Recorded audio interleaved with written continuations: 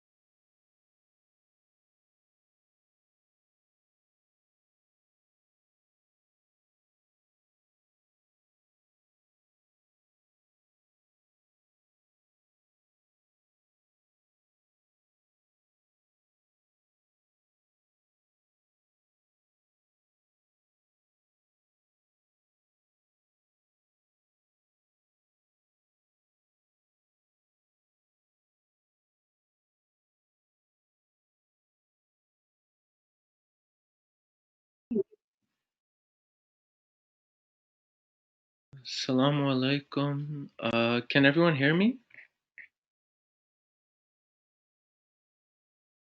Is your volume?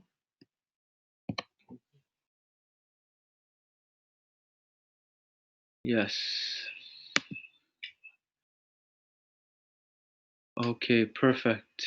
I'm gonna wait 1 more minute if that is okay, and then we'll start inshallah.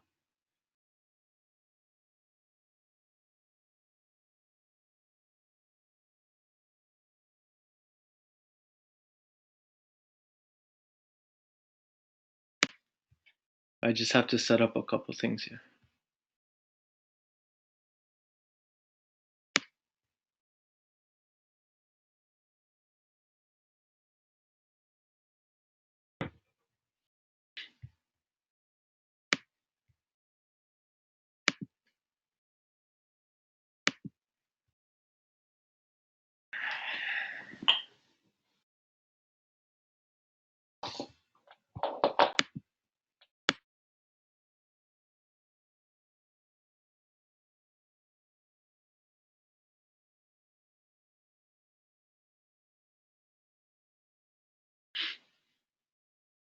Okay.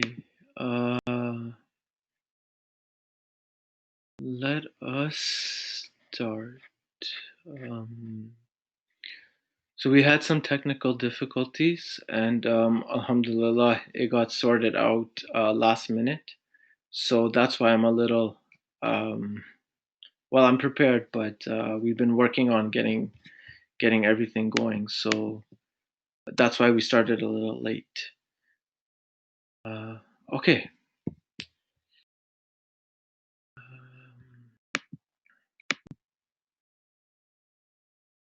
أعوذ بالله من الشيطان الرجيم. بسم الله الرحمن الرحيم. Assalamu alaikum, everyone.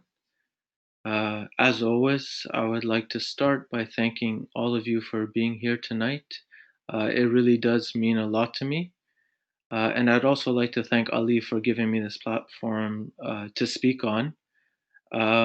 So I already I gave a course before called Cultivating a Virtuous Character. If you're interested, you can find it on the Ali website. Um, but because I'm assuming there might be some people who were not able to attend that course or did not know about it, I'm going to give you a quick background about myself and my educational background. Um, and then we'll start with the course. So, my name is Irfaan Jaffer. I did my Bachelor of Arts at York University's Humanities Department, and I focused on two subjects, religion and philosophy. After that, I went off to Syria for a year where I studied Arabic. And then when I came back, I went to the University of Toronto where I did my master's. While doing my master's, I focused on Islamic history and Islamic philosophy. Then I thought that's not enough school, so I decided to go back and do my PhD at York University. And there I studied contemporary Islamic thought. The title of my dissertation was Traditional Islamic Ethics, the Concept of Spiritual Virtue and its Implications for Contemporary Human Rights. That dissertation is available online. It's a long read, but if you are interested, please feel free to go online. You can find it on York University's website. Um, and since then, I'm teaching at a college right now, and I've also been giving speeches at Islamic organizations, as well as interfaith institutions, as well as guest lecturing at university. So that's a little bit about me. So the course that we're starting today is called The Concept of Love in the Islamic Tradition. I'm very excited to teach this course because the topic is very near and dear to my heart. I find that sometimes we get focused a little bit too much on the technicalities of Islam and on the legal aspects of Islam, and we forget the heart of our religion. We have to remember that religion is a path to a goal, and it's not a goal in and of itself. So if your religion and in this case Islam, is not taking you closer to God and taking you closer to that place within you that is connected to God, then the path is not doing a very good job. So we should probably reevaluate our approach. And so I think this is a very important subject because it gets to the goal of our religion. So I will change the slide. I'm not great with PowerPoint, so just okay. So what I want to do today is start by talking about the three courses. The three courses that we're going to be doing for the next 3 Tuesdays, starting today, and what we're going to discuss. So in our first session today, we're going to talk about the meaning of love and the different symptoms of being in love. So the different signs that you are in love. After doing that, we're going to go on and I want to discuss the three different types of love, which are worldly love, love for human beings, and love for God, or ultimate love. So that's what we're going to discuss today, inshallah. And in our second session, inshallah, I want to talk about the connection between love and knowledge, and we'll see that the two, love and knowledge, are inseparable, that they're connected in such a way that one leads to the other, whichever way you go. And then after that, I want to talk about the function of the Quran in cultivating our love for God. In other words, how does the Quran work to allow us to have God in our hearts? And finally, in our second section, inshallah, in our second session, inshallah, I want to talk about God's love for human beings as opposed to our love for God. Okay, and then in the final section, the final Tuesday, inshallah, I want to look at love and its connection to suffering, purification, and death. Now, I know that might sound a little bit contrary, but on the spiritual plane, love is very much connected to suffering, purification, and death. And inshallah, we'll talk about that 3 Tuesdays from now. I really hope that you will join me. Oh, sorry, just okay. I'm not sure what that was, but I really hope that you will join me for all three sessions because they build on each other. So today we'll discuss about love and loving for the sake of God. And then we'll talk about how to cultivate that love. And so it's important, and if possible, I know everyone is busy, but if possible, it'd be really nice if you could be here for all the sessions. Of course, that's up to you. So before starting this session, I want to remind everyone that every 10 or 15 minutes or so, I will stop and I will ask if anyone has any questions. If you have any questions, then please feel free to type them into the box at the bottom of your screen there and press enter, and I will see the question and I will try my best. I cannot promise you, but I will try my best to answer the questions, inshallah. And also, please don't be shy to ask me questions because I've worked it into the time slot that I'm allowed to speak for. I've assumed that you will ask me questions and that I will spend some time answering them. Okay. So I think with that, we're ready to start. I'm just gonna ask. Is that echo coming through? Okay. I'm just gonna ask. I have a slight echo coming through on my side. Is it clear? Can everyone hear me clearly?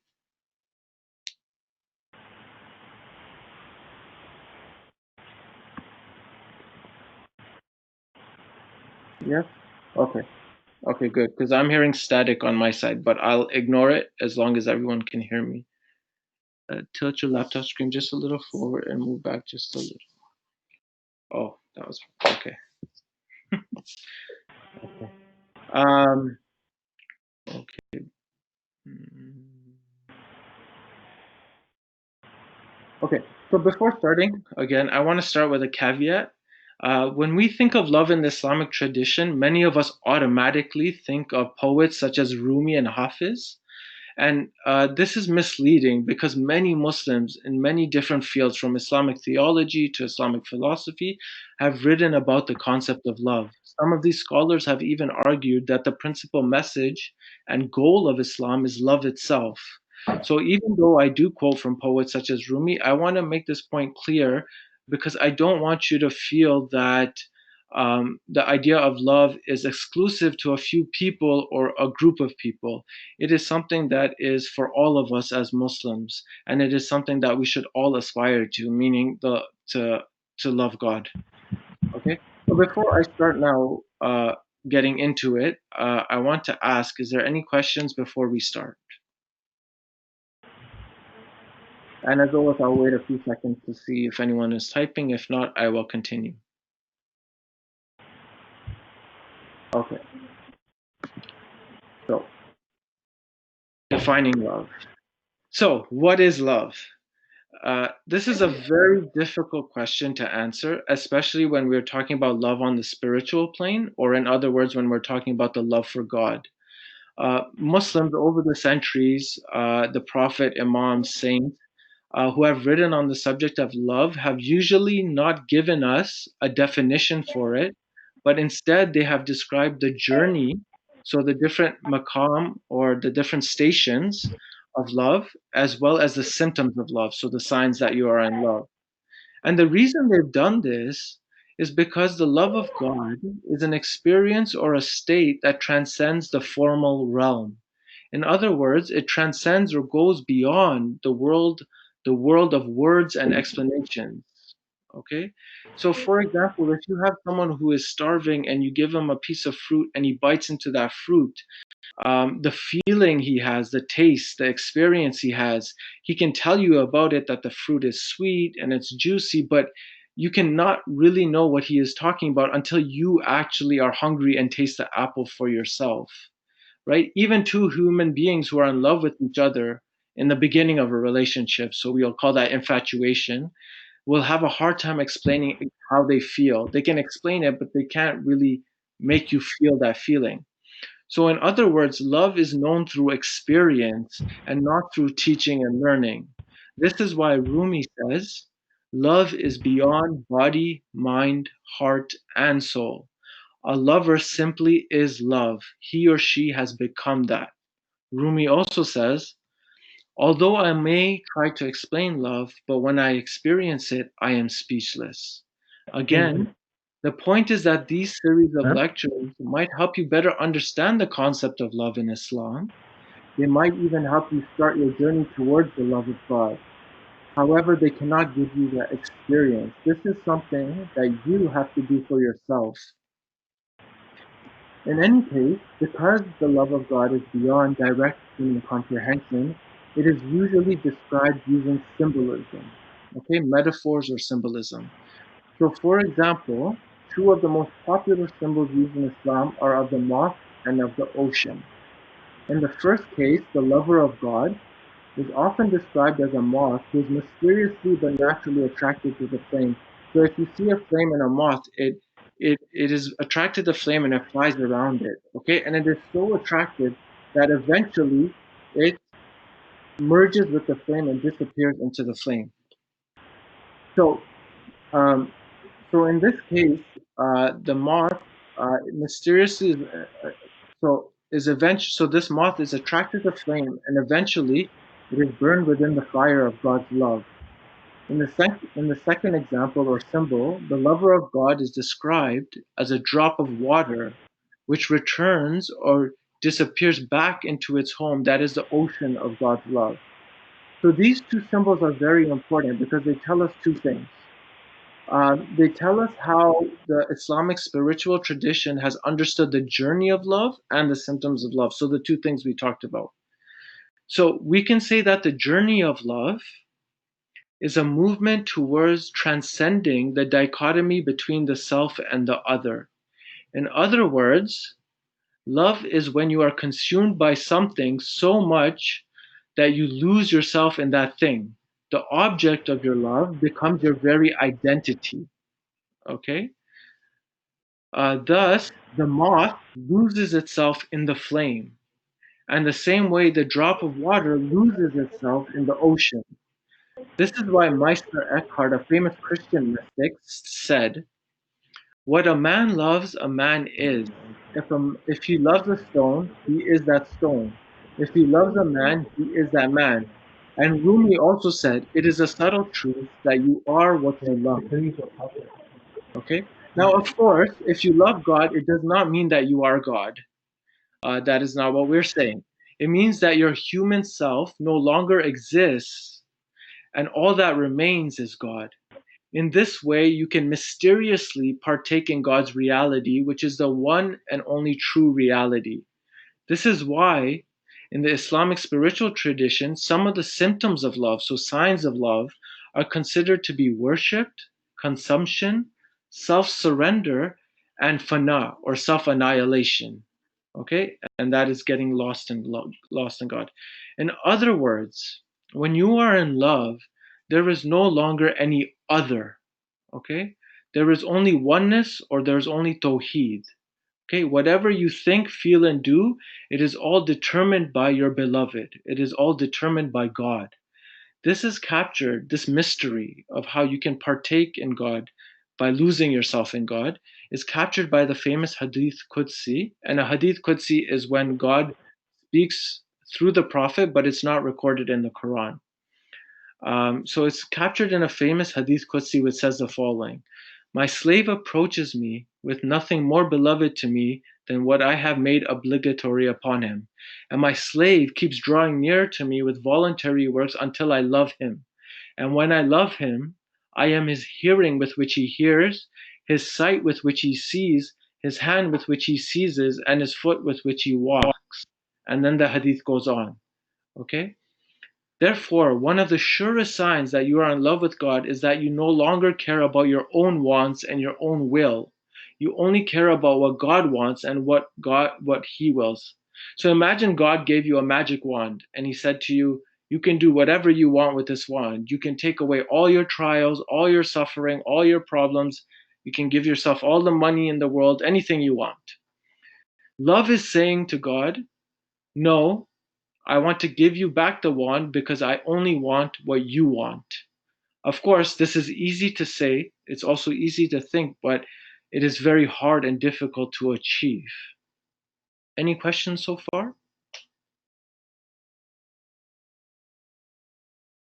So we have a question. It says, if you're lost in God, how do you live your everyday life? It feels like the only way to be lost in God are worship, surrender, or fana, like you said. So if you're lost in God, how do you live your everyday life? It's a good question. So there's two parts to this answer. So there are moments or states. So let's say you are in a state of prayer, right? Or remembrance of God.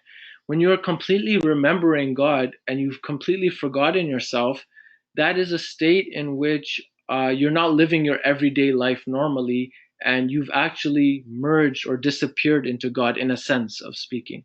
But there's a second way, which is the more normal way, which is when you go to work, right? Or when you're with your family, your mind and your heart and everything is still focused on God. So, for example, if you think of two people who have just met in a relationship and they're infatuated with other, when they're at work, they're still remembering God.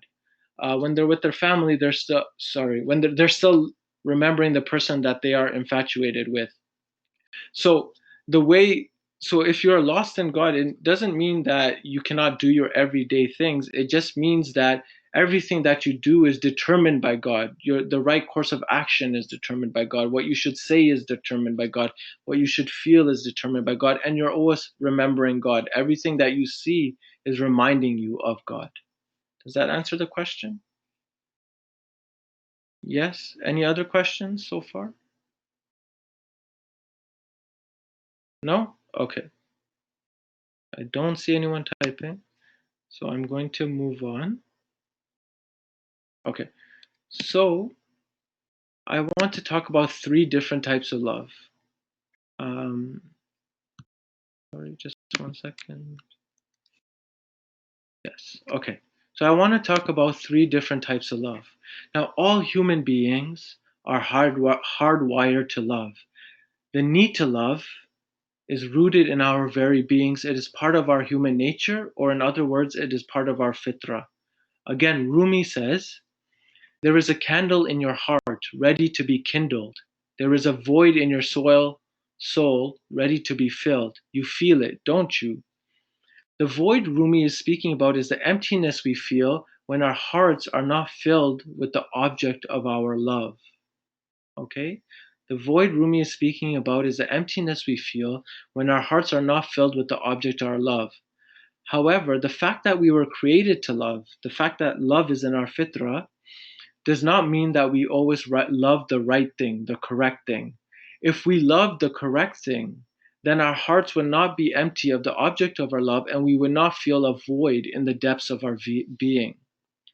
Instead of falling in and out of love, our love would grow deeper and wider. So there are different kinds of love, and in this talk I've separated them into three categories. The three categories are worldly love, human love, and ultimate love, which means the love of God. Okay? We could also call it spiritual love. So let's start with worldly love. So the first type of love is worldly love or false love. This is because it is the type of love that is connected to the world and our lower desires. Sometimes the Quran describes these desires as hawa or caprice. The root of the word hawa means a wind or a breeze that comes and goes, just like our desires. They come and they go. Okay. Now, on a side note, the term hawa is not always used in a negative sense.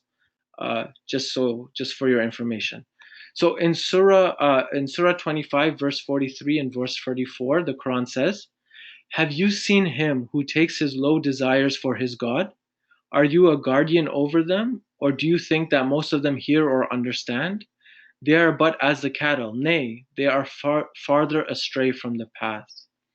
Here we see that the Quran describes a person's low desires as a God with a small g. This is because your God, our God, your God is whatever you follow, obey, and dedicate your life to. In other words, your God is whatever you love. Okay? The love of this world is something that debases us and makes us less than human. This is because, as we said, we become the thing that we love. Okay? On the day of judgment is the day of reality. On that day, who you are on the inside will become visible, and who you are on the outside will not matter. For example, according to the Quran, those who are blind in this life, inwardly blind in this life, will be blind in the next life. Similarly, if you love a worldly thing and therefore become that thing, then you will be seen in your reality as that material thing and not as a human being. Okay, so in any case, this subhuman love is the love for this world in general. And in particular, it is love for the false idols of this world, such as money, fame, power, and material possessions.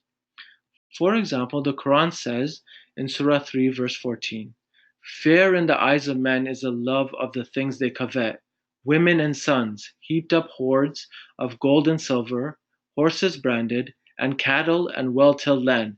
Such are the possessions of this world's life, but in nearness to Allah is the best of goals." Okay? So even though people love all kinds of things, we were created to love that which is absolute and that which is infinite.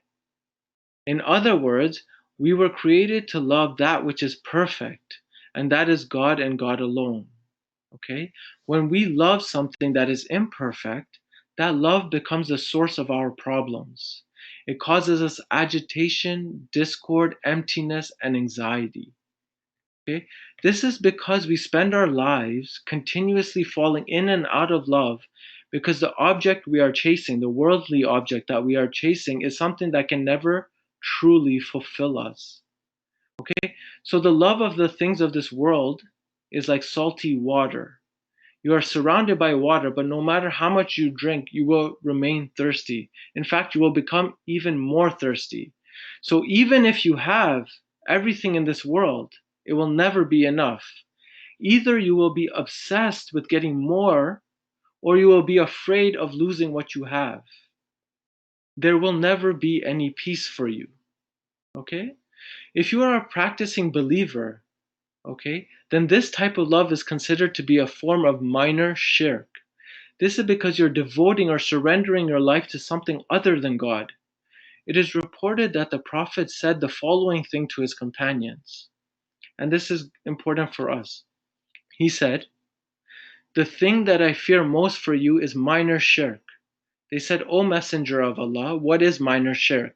He said, showing off. For Allah will say on the day when people are recompensed for their actions, go to those for whom you were showing off with your deeds in the world and see what reward you find with them. For example, showing off is the love of praise and reputation. It is the love or worshipping other people's opinions of us. Many of us have these types of false gods in our hearts, but are unaware of them. This is why it's so important to self-reflect and understand what motivates us to say the things that we say and to do the things that we do. Okay? For example, if a person makes a comment to us or says something to us, there are a million ways in which we can reply, right? Um, we can phrase it in different ways, we can answer it in different ways, and all of these amount to many different answers that we can give. So when you're answering a question or answering someone, have you ever stopped to wonder why you reply in the way that you do reply? What motivates you or what motivates us to say one thing over another thing? For example, when we are talking to a religious person, our replies might contain a lot more alhamdulillahs and inshallahs than if we were not talking to if we were talking to a non-religious person.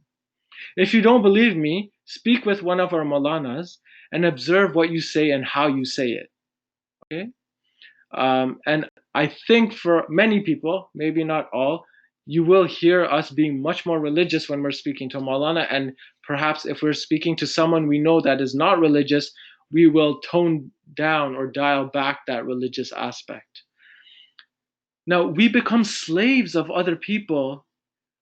This makes us slaves of other people because who they are, okay, this makes us slaves of other people, not God. This makes us slaves of other people because who they are is dictating how we feel and what we say and what we do. They are controlling us. Okay? However, our slavery, or actually I should say our surrender, should be to God and only to God. And the reason I'm saying not slavery and I'm saying surrender is because when you are a slave to God, that's actually when you find true freedom. But that's a subject for a different time, inshallah. Okay?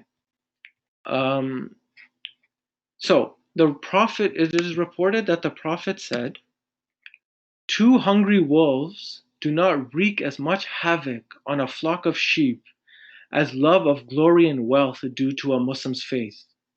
It is also reported that Imam Ali alayhi salam said, if a man loves a thing, he becomes blind to its defects. His mind is predisposed to its favor. His sight and hearing lose the power of seeing and hearing realities, and he cannot tolerate to see or hear anything against the object of his devotion or his love. In other words, when we love this world, we cannot see it for what it actually is. We chase something that can never be attained, and moreover, we become blinded from higher realities, and ultimately we become blinded from the reality of God. Okay, any questions so far?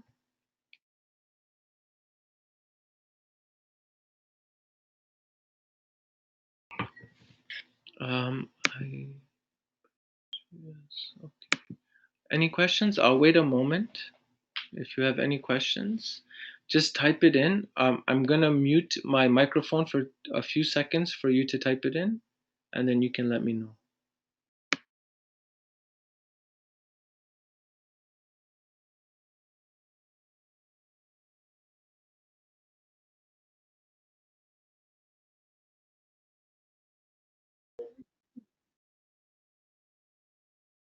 Okay, no questions? Nothing?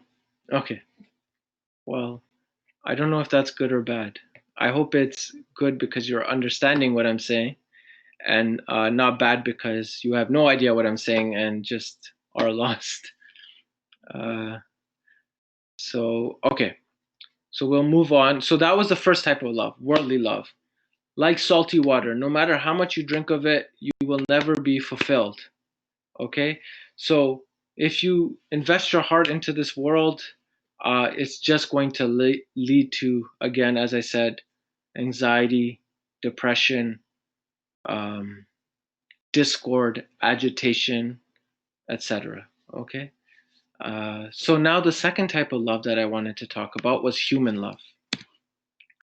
And this is very important, I think. Well, I think all of it is very important. So the second type of love is human love, or what I'm calling intermediate love. And later on, we'll also call it metaphorical love. Okay? This is the type of love that God instills in our hearts in order to create a bond between human beings. These bonds, held together by human love, they create friendships, marriages, families, and communities. So, the verse that all of you know from every wedding that you've ever been to, the Quran says in Surah 30, verse 21, and among his signs is this, that he created for you mates from among yourselves, that you may dwell in tranquility with them, and he has put love and mercy between your hearts. Verily in that are signs for those who reflect. Imam Ali similarly says, love is when hearts harbor mutual affection due to harmony between their spirits. Okay. Now, Muslims in Islamic tradition in the past who wrote about this type of love often called it metaphorical love.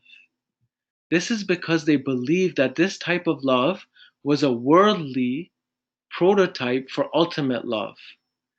This means that they believed that if one understood and experienced the love for others properly, then it could eventually lead them to the love of God.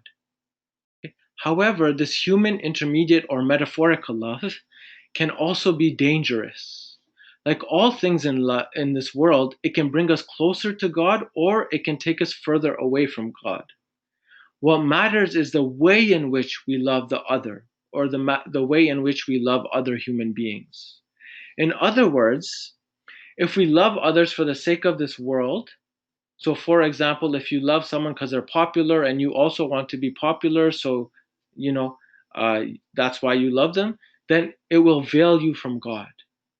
Okay, similarly, if we love others in a way that we love them so much so that they become our ultimate love, then this will also veil us from God. So, for example, a father might love his child so much that he would lose all sense of himself and all sense of reality if that child were to pass away.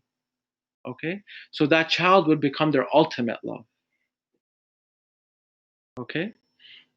Um, Now, even though we are saying that human love is a natural love, we have to remember that not all natural things or God given things are necessarily good.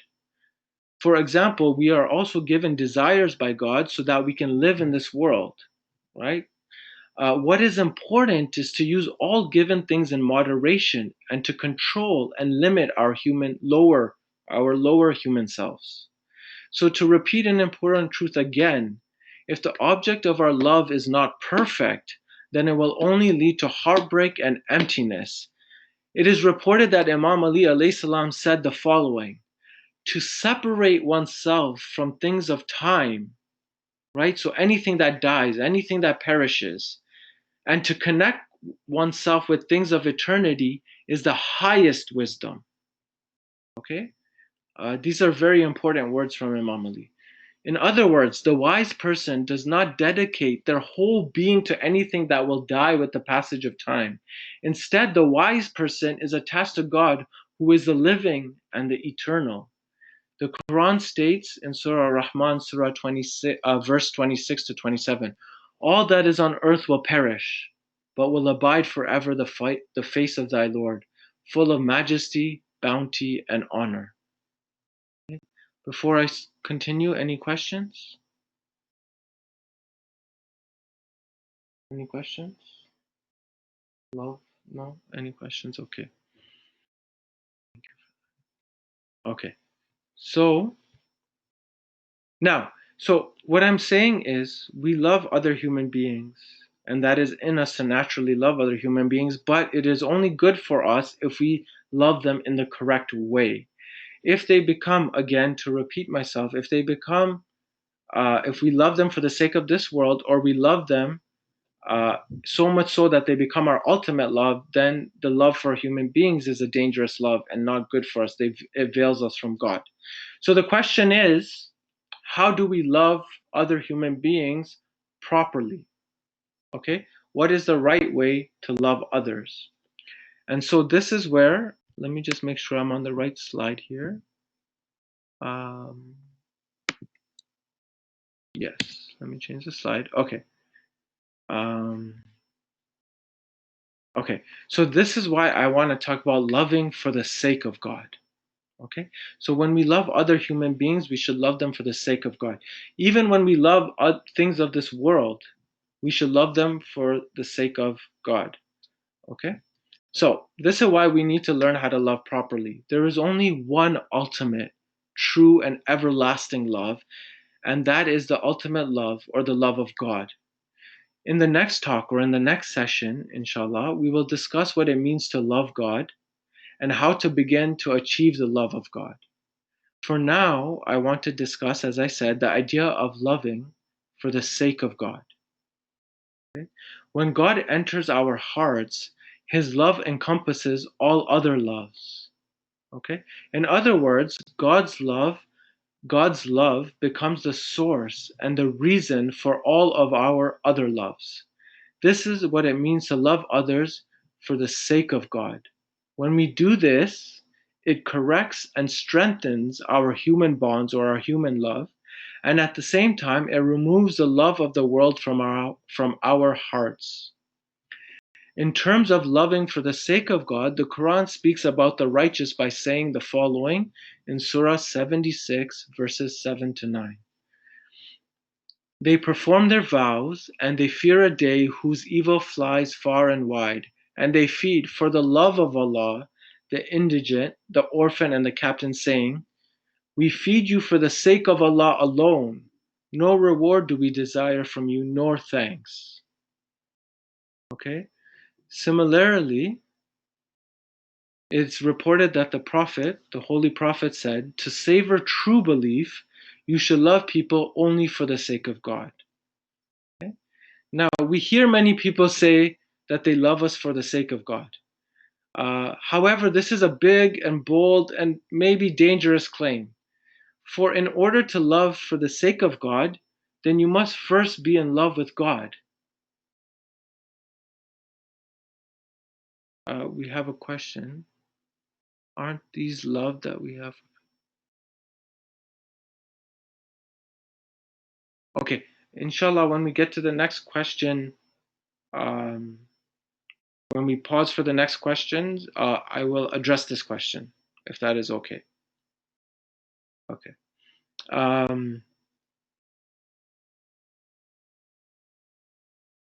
Thank you. Okay. So in order for us to love for the sake of God, then you must be in love with God first. Now, I want to illustrate the idea of how to love others for the sake of God with an example. Okay. It's a little bit of a long example, but I think it illustrates the point very well. I hope it does, at least. Now, here's an example. Okay. Now imagine there is a young child who is in love with his favorite basketball player, and we're going to say that that famous basketball player is Michael Jordan. I'm going to assume that all of you know who Michael Jordan is. He's retired now, but very famous basketball player who played most of the time for a team called the Chicago Bulls. Okay, so imagine there's a young child who is in love with his favorite basketball player, Michael Jordan. Now, he spends his days watching Michael Jordan playing basketball, and he is in complete awe of Michael Jordan. When the child wakes up, he thinks of Michael Jordan. When you look in his room, you see posters of Michael Jordan everywhere. And if you look at his feet, you'll see that he's wearing Michael Jordan's shoes. To this young child, Michael Jordan is God with a small g. Now, imagine that one day the child's father tells the child that they are going to go and watch Michael Jordan play a game. Can you imagine the boy's excitement? He is over the moon and he cannot wait. Now, how many of us feel this way when we are about to meet God in the form of prayers? How many of us feel this way when God is talking to us through the Quran?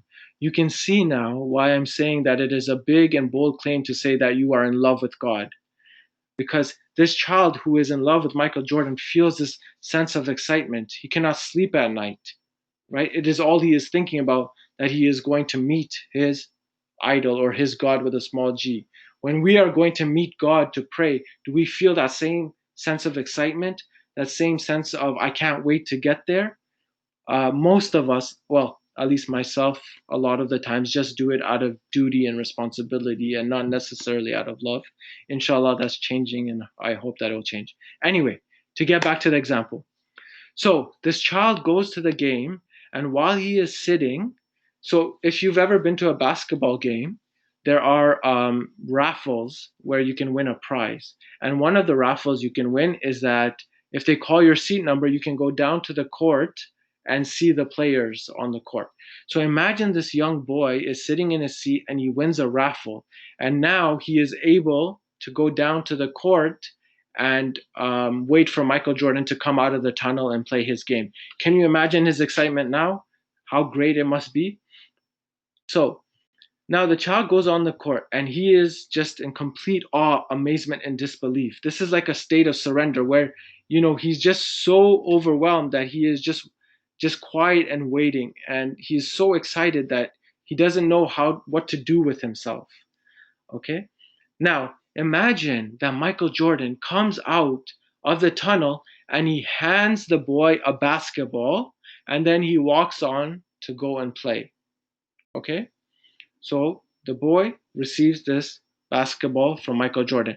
Now, this is the important part. So, in terms of our example, okay, we have a boy, we have his God with a small g, with his Michael Jordan, and then we have a gift that Michael Jordan gave to him, which is the basketball. Is everyone following this so far? Just one or two yeses, just to know.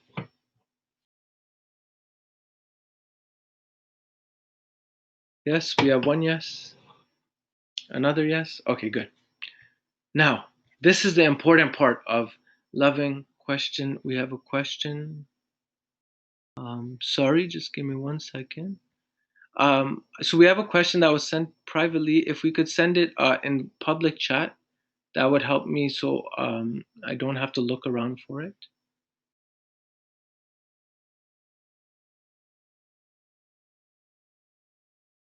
We'll just wait a moment for this question, hopefully, to be. So at the bottom, so it says attendee chat, and at the bottom it says send to all, and you can type in your question there. And if you do that, it should be public, for me at least to read, so I can get the question. Okay, we'll wait for the question and see if it comes up later. Okay, so now this is the important part of the example about loving for the sake of God. Okay, so what is the point that I'm trying to make? The basketball that Michael Jordan gave the ball is just an ordinary ball. Okay? There is nothing special about the ball in and of itself. This basketball could have been bought by the child's parents and given to the ball. He would have loved that ball. Let me start again here. Sorry, I lost my space on my sheet here. Okay, so, sorry. Okay, so this ball is just an ordinary basketball. What makes it special is the fact that it was given to the child by Michael Jordan, by his God with a small g. So now, when the child has the basketball, okay, it means everything to him. When he goes outside and plays with the basketball, he pretends that he's Michael Jordan and he's pretending to do all the moves of Michael Jordan. When he takes the basketball, he shows it off to his friends and he says only good things about it. And he says, look, this is the basketball that Michael Jordan gave me. And he shows it off to them, but he doesn't let them touch the basketball. When he takes the basketball home, he puts it in a glass case and he protects it and takes care of it. When he wakes up in the morning and he sees that basketball, right away, the first thing he does is he thinks of Michael Jordan. Okay, so the basketball is not special in and of itself. It's special because it was given to the boy by Michael Jordan, by his God with a small g. So everything about that basketball reminds the boy of Michael Jordan. Okay, and that is the reason why the boy protects that basketball. That is the reason why that boy loves the basketball. That is the reason why the boy is so obsessed with that basketball. That is the reason why the basketball is special. Now, like I said a few times, there is nothing special. Okay, so it's special because it is a gift from Michael Jordan. There's nothing special about the ball in and of itself. If the parents bought the child a basketball, the child would have loved the basketball, right? He would have been very excited to get this gift from his parents, and he would have loved the basketball, and he would have played with it, and he would have been happy. But over time, the basketball, because it is a thing of this world, would have started to fade. It would have started to rip. After some time, instead of keeping it in his room, the boy would have put the basketball in his garage. Okay? And after more time, he would have said to his parents, "This basketball is ruined. I want to replace it with a new basketball." This is because there is nothing special behind the basketball creating a love for that basketball. Okay? Um, so, again, as mentioned, in order to love for the sake of God, we need to love God first. When we love God, then we begin to see everything as a gift from God. Everything begins to remind us of God and remind us of God's kindness, beauty, and mercy. In this way, we love others because they are gifts from God, and we also protect them and then we take care of them. What makes them special is the fact that they come from God, not because of what they are in and of themselves. When we love like this, meaning when we love for the sake of God, then our love becomes permanent and true. But if we love things or people for their own sakes, then we fall in and out of love and we never feel any sense of satisfaction. This is because, like the basketball, people and things are imperfect. Over time, they fade, they break, we see their imperfections. We will never feel satisfied. Again, because our hearts are only satisfied with the thing that is perfect. And in this sense, the Quran says in Surah 13, verse 28, "Verily, in the remembrance of Allah do hearts find rest." Any questions?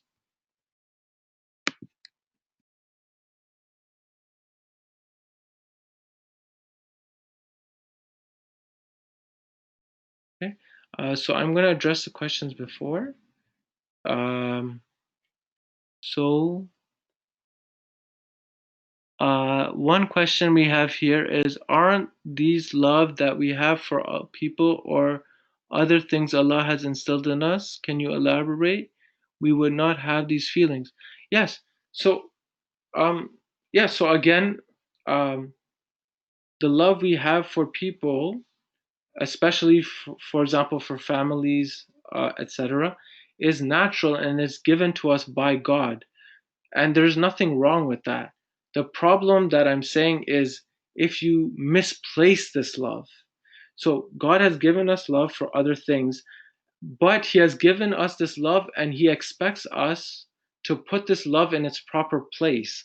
When we misplace it, so for example, when we love something so much so that it takes over us and takes over our love for God, then we have misplaced that love. Okay, and so there's nothing wrong with the love that God has instilled in us for other people. The problem is just when we do not have it in its correct place within our hearts. Okay, God should be our ultimate source and reason for our love. And again, so when we love others for the sake of God, that is true and permanent love. We will always love that thing. Uh, it will never die, or it will never fade, or it will never be temporary, because behind that thing is God, who is the living and the eternal, who is the perfect. And so it will make our love stronger and better instead of weaker. Because you'll see sometimes, for example, unfortunately, you might have a child who is disowned from the family, right? Now, if you love that child for the sake of God, it would be impossible to disown that child from the family, right? And so again, it's about the right place. So that was one question. I think we have another question here that says, when we say that God is our ultimate love, can you explain where to place love of imams for the sake of God, or that we are taught loving the imams will take us closer to God? Yes. So the same way when we talk about people and family is the same when we talk about the imams. Again, the problem is not loving imams or loving the imams.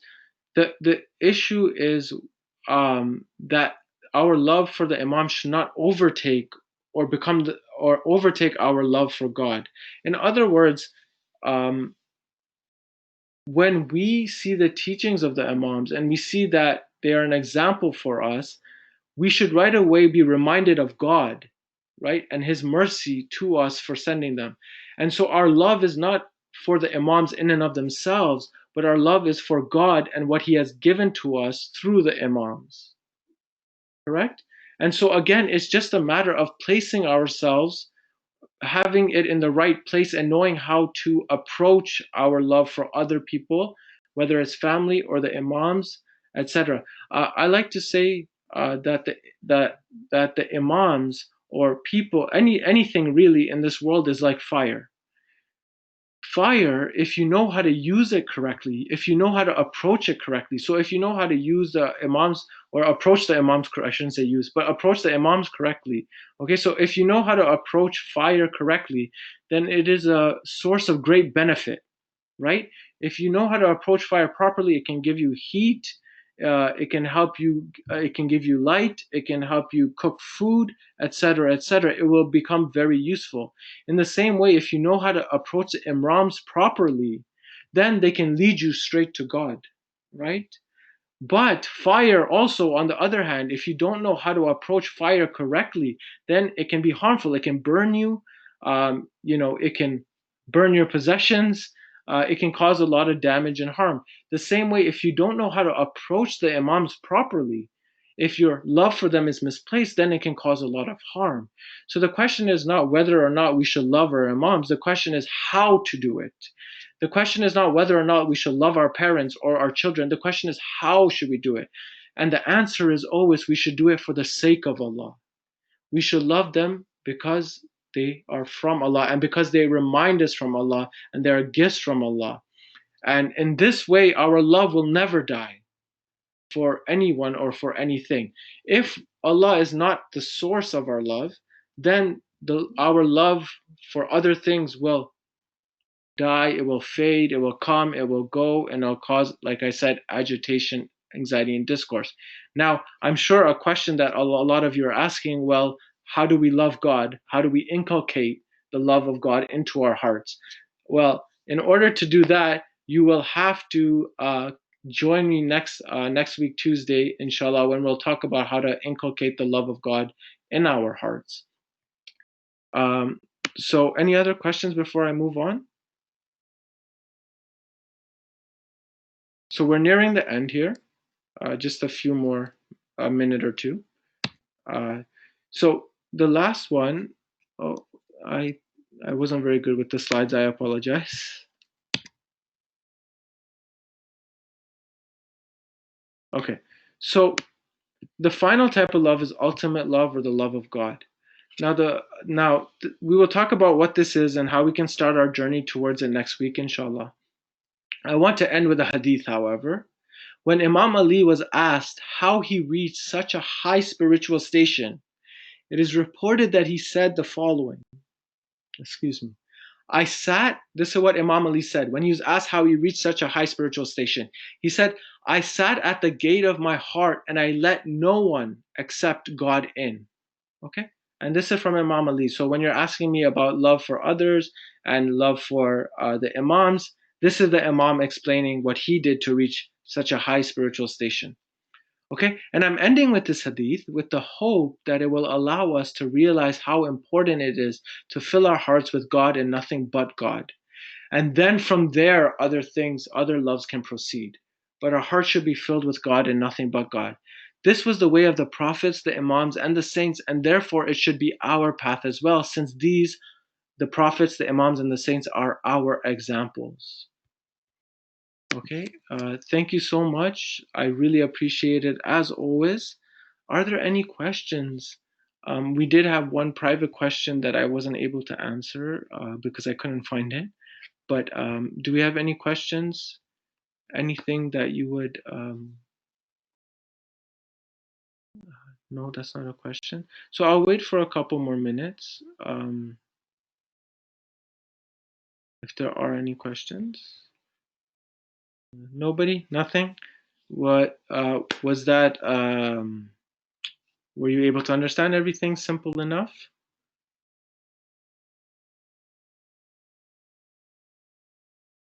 Yes, I got a yes. A thumbs up.